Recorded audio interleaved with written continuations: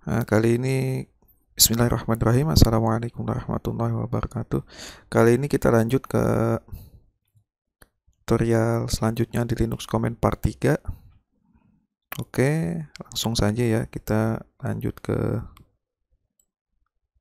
command selanjutnya, yaitu mv. Nah, mv itu kurang lebih sama kayak copy cp, tapi mv itu sama hasilnya dengan cut di Windows, yaitu memindahkan suatu file atau directory itu, tapi untuk file aslinya hilang gitu loh, di-cut, dipindahkan langsung. Tapi kalau copy kan kita memindahkan file aslinya tetap ada gitu. Jadi pada saat menggunakan mv harap berhati-hati ya agar tidak terjadi kesalahan. Nah, ada 4 option. Untuk memindahkan file itu bisa menggunakan spasi, lebih dari satu file, misalkan mv spasi spasi mv nama file spasi nama file spasi, atau mv spasi nama directory spasi nama directory. Lalu yang kedua ada -i. Minus itu ada interaktif, jadi ada comment, ada prompt, jadi ada tampilan di situ nanti menjelaskan, mengindikasikan, misalkan contohnya mau overwrite nggak, misalkan filenya itu sama, untuk destinationnya itu filenya sama, terus mau overwrite nggak gitu. Nah, itu kita menggunakan fungsi option -i. Lalu ada -n itu kebalikan dari -i. Kalau ada file yang sama di situ atau directory yang sama, dia nggak ada comment, nggak ada promptnya, tidak menampilkan pemberitahuan, langsung aja ditimpa. Nah, lalu yang terakhir ada u, yaitu update. Update itu misalkan kita udah ada file existing di directory A, namanya abc.txt misalkan, lalu kita buat juga file dengan nama abc.txt di directory lain, nah misalkan, lalu kita mau update nih isi directory di abc.txt di directory lain. Nah, jadi tanpa harus masuk ke file tersebut, kita buat aja file misalkan abc.txt di directory yang lain, lalu kita masukin, kita edit. Nah, kita edit, kita lihat, kita buat misalkan apa gitu. Nah, kita tinggal mv aja dari directory file yang baru itu yang sudah diedit, kita timpa, kita update di directory existing di directory lain. Nah, itu kita menggunakan option -u. Nah, langsung saja ya, kita contohkan untuk command mv ini ya. Oke. Nah, di sini ada tes, kita buat lagi folder tes 1.txt, tes 2.txt, tes 3.txt. Oke. Tes 1 2 3 6. Oke. Kita masuk dulu, kita buang dulu.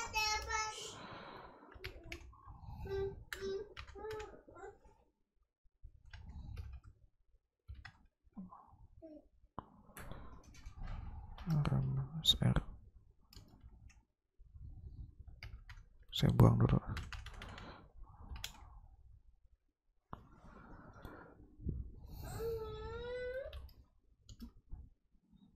Sorry, lupa extensionnya.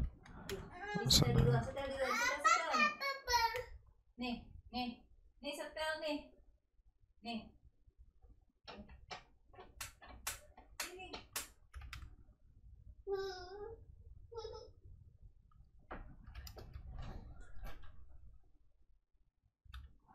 Tuh nggak mau kebuang ya. Nah, mesti di force. Oke.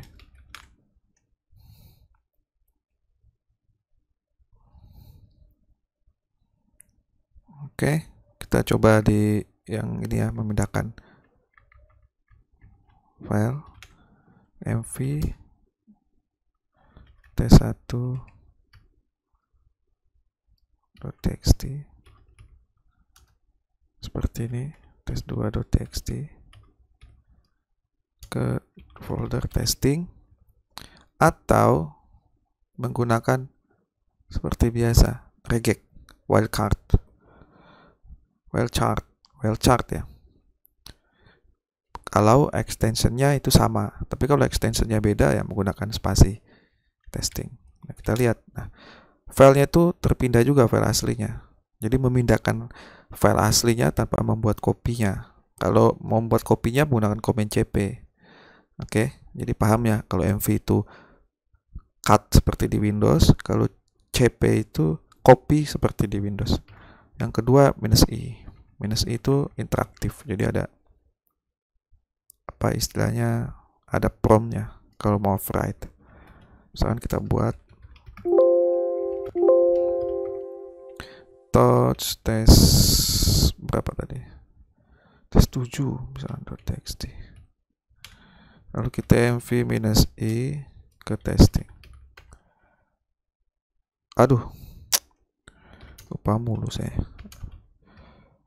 Tes 7 ke testing. Nah, dia nggak ada comment prompt kan, karena nggak override. Tapi kalau kita buat tes1.txt, nah kita pindahkan mv -i tes1.txt ke testing. Karena filenya sudah ada di situ, dia akan menampilkan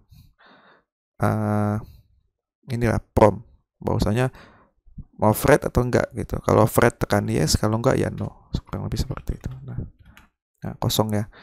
Lalu yang kedua -n. Nah, ini kebalikan dari -i.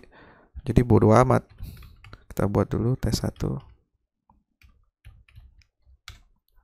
Langsung aja mv -n tes1.txt ke testing. Nah, ini enggak ada prompt pemberitahuan, dia langsung copy aja, bodo amat. Tuh. Langsung ke override ke directory target. Yang ketiga -u. Oke. -u itu kita misalkan kan existing udah ada tes1. Nah, kita misalkan buat tes1 nih di sini. tes1.txt. Nah, kita mau update isi dari tes1 existing. Nah, kita masukin aja vim tes1. Misalkan tekan insert. Kita masukin apa namanya? Apa misalkan gitu. Ini cuman tes pro. Oke, tekan escape. Titik 2 uw lalu key enter. Nah, karena udah update kan, yang tes yang file nama filenya sama, tapi yang kita baru buat itu yang tes1 ini kita udah masukin tadi sebuah tulisan. Nah, sedangkan yang di existing belum ada apa-apanya. Biar update yang di existing isinya dengan tes yang ini, kita menggunakan command -u tes1.txt ke testing. Nah, yes. Oh, lupa saya. Yes. Nah, jadi yang di testing kita masuk ya ke directory testing. Nah, tes1 kita lihat isinya. Tuh, ini cuma tes bro. Oke. Paham ya MV? Nah, kita lanjut ya ke komen selanjutnya. mkdir. Mkdir itu sebuah komen yang digunakan di Linux untuk membuat directory atau folder. Kalau di Windows itu folder, di Linux directory. Langsung aja kita contohkan mkdir. Nama direct kita di mana nih? Oke, kita pindah dulu lah. mkdir. Nama directory test. Sorry. mkdir komen lalu langsung nama direktorinya. Testing 3 ls. Nah, testing sudah dibuat. Gimana kalau mau banyak direktori? Ya cukup mkdir spasi testing 4 testing 5. Nah, ls. Nah, langsung dibuat kan? Paham kan? Lanjut, karena gampang. Kita cepet aja kalau gampang. Lanjut ke komen selanjutnya. rm. Nah, tadi udah saya pakai itu rm. Rm itu untuk mendelete directory atau file. Nah, optionnya ada -i, yaitu sebelum ngedelete seperti biasa ada interaktif persetujuan yes atau no untuk mendelete file atau direktorinya. Ada V menampilkan output, sama ada R untuk hapus direktori pakai -R gede ya. Lalu ada F itu sama dengan force, memaksa. Kalau misalkan nggak bisa dihapus pakai -F. Seperti itulah kurang lebih. Kita contohin nih. Contohin, kita lihat di sini ada folder, ada ini. Kita RM dulu. Kita buang test3. Test3 buang. Nah, yes, tanpa -i juga udah bisa ya. Tuh, test3 udah kebuang. Lanjut. -v untuk ngelihat outputnya.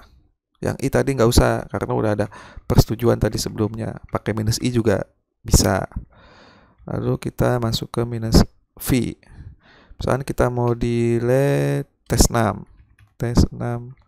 terus txt, kita tambahkan option -v, enter, delete, yes, tekan y, tuh remove test6.txt, jadi dikasih tahu apa yang dibuang. Kita lanjut -r. Nah, ini untuk hapus direktori nih. Hati-hati ya kalau mau hapus direktori ya. rm -r. Direktori itu kalau pakai -r dia akan ngedelete keseluruhan isi dari direktori tersebut. Misalkan di dalam direktori ada dalam direktori lagi, ada dalam direktori lagi. Nah, kalau -r ini dia akan ngedelete itu semua. Kita delete. Tunggu, kita cek dulu. Testing 1 kita delete. Korban. Delete cuy. Yes. Tuh. Yes. Tuh. Kalau nggak mau ada ini, karena tadi filenya banyak. Testing 2 kita delete. Nggak mau ada prom gitu. Kita tambahin -r F. Nah, testing 2 langsung dia delete tanpa ada macam-macam tuh. Oke, lanjut ya. Jadi tadi udah sekalian tuh -f. Tuh -f tuh menghapus dengan paksa.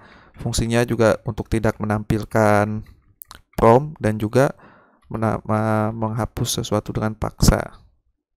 Dengan paksa tuh dalam artian kalau kita rm ini nggak bisa. Kita lihat, coba rm testing 3. Misalkan kita nggak bisa ngedelete.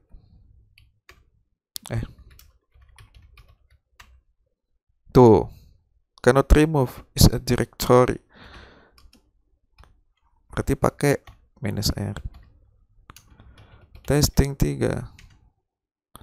Remove, yes. Di sini. Jadi kalau nggak bisa di delete pakai -f dan juga pastikan usernya itu root. Jadi kalau usernya root itu bisa nge-delete semua folder yang dipunyai user lain kecuali ada hardening khusus ya. Itu tidak dibahas. Lanjut ya ke tutorial komen selanjutnya. Nah, sebuah komen yang digunakan untuk melihat user yang sedang login saat ini. Jadi dengan komen W ini bisa melihat user yang aktif dan login saat ini. Cukup tekan W.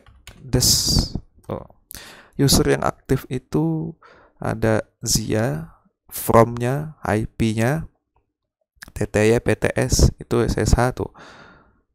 Idle, loggingnya, jam berapa, tuh. Lewat apa, lewat SSH ya. Itu komen W. Cukup W aja. Oke, lanjut ya ke komen selanjutnya. Mudah ini. Biar cepet. UMI. Oke. UMI itu untuk melihat kita login itu menggunakan user apa pada saat beraktivitas di shell itu, di command line Linux. Nah, misalkan kita nggak tahu misalkan gitu. Padahal sebenarnya udah ada sih di sini tuh. Saya loginnya sebagai root, tapi nggak apa-apa ya.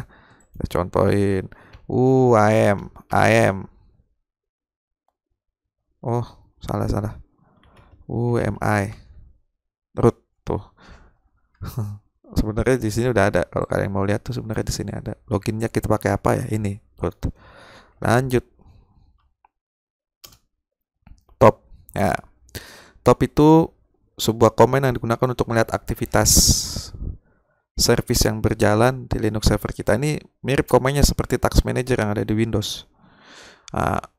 Option yang saya contohkan di situ top -u. Jadi untuk melihat aktivitas user-user tertentu. Oke, kita contohin ya. Kita clear dulu top. Terus tuh. Kita kelihatan kan CPU-nya berapa persen, memorinya berapa persen, yang kepakai juga berapa gitu kan. Terus terlihat di sini ya. Ini ada user, ini user keseluruhan nih, global. Tuh, apa aja yang dia jalankan, memorinya berapa persen, CPU-nya.